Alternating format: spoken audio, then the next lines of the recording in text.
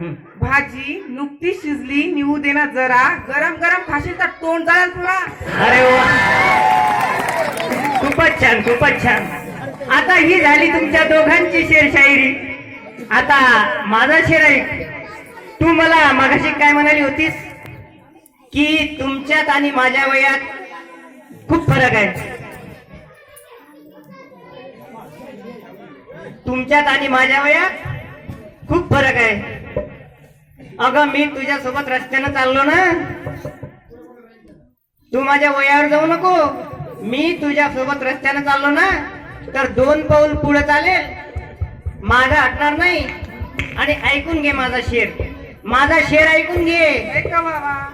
तलवार पुरानी हुई तो क्या हुआ, तलवार पुरानी हुई तो क्या हुआ, धार तो वही है. अरे हम बूढ़े हुए तो क्या हुआ, चाल तो वही है. एकच नंबर. आता आपली शेर शायरी संपली.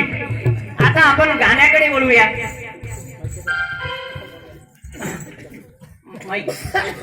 आता आपण गाण्याकडे बोलूया. तू मला साथ दे.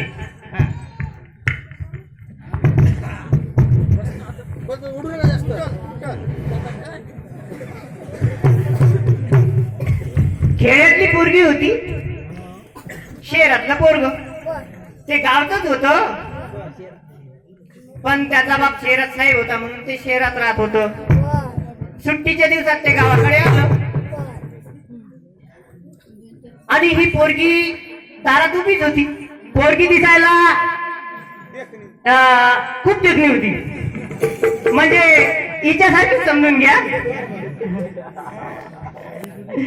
पोरगी दिसायला खूप देखणी होती. ते गावात आला आणि थांबलं आणि त्या पोरीकडे पाहत उभं राहिलं. ते पोरग पाय तिच्याकडं, ती पोरगी पाय त्याच्याकडं. मग ती गालातल्या गालात हसली, मग तेही हसलं.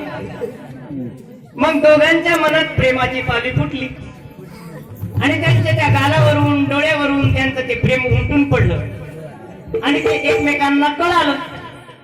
पोरग घराकडे निघून गेलं, पोरगी घरात गेली. दोघं रात्रभर विचार करत राहिले. सकाळी पोरगी उठली,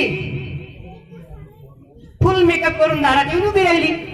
त्याची वाट पाहत आणि गाणं गुणगुणत होती. गाणं कोणतं म्हणत